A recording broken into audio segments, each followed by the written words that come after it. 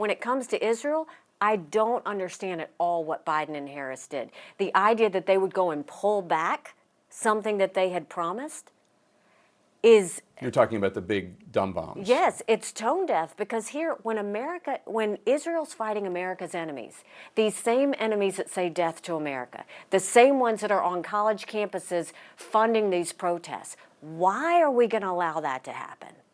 And so you have to look at what Biden and Harris's record is before you look at what you're going to ask Trump and Vance to do, because first you've got to look at the differences. There's a major difference there.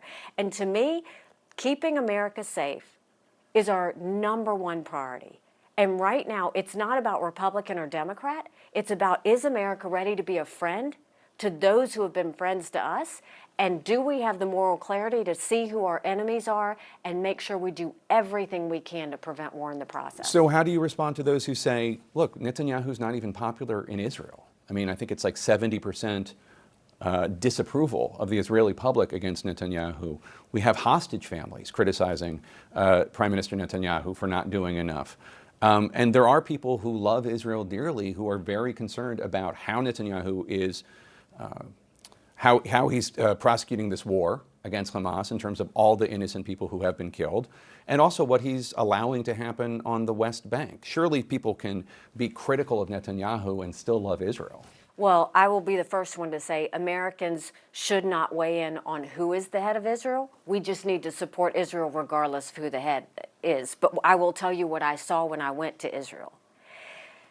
On the morning of October 7th, when those people in the kibbutz looked out at those fields at 6:40 in the morning, 3,000 members of Hamas came in, took over their neighborhoods, took over the concert site, butchered people, robbed from them, burned people alive, and took people hostages. You know who joined them? Thousands of Palestinian citizens. That's what no one's talking about. They looted, they murdered, and they helped. And in many cases, I talked to hostage survivors, they took them back and sold them to Hamas. So why would Netanyahu or anyone in Israel trust Hamas or the Palestinians? And Hamas has said, we're going to do it again. So look at it from the perspective of an Israeli. They don't want October 7th to happen again. They want the hostages to come home. By the way, 8 American hostages there, 5 that we know are alive, but all 8 need to come home.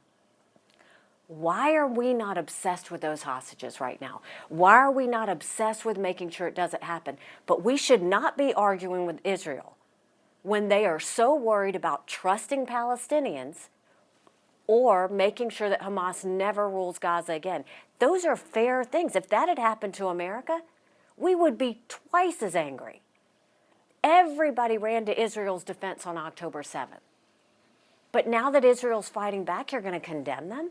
It's nothing different than America would do if we were in the same place. And I think in order to be a friend, we have to assume, what if that was us?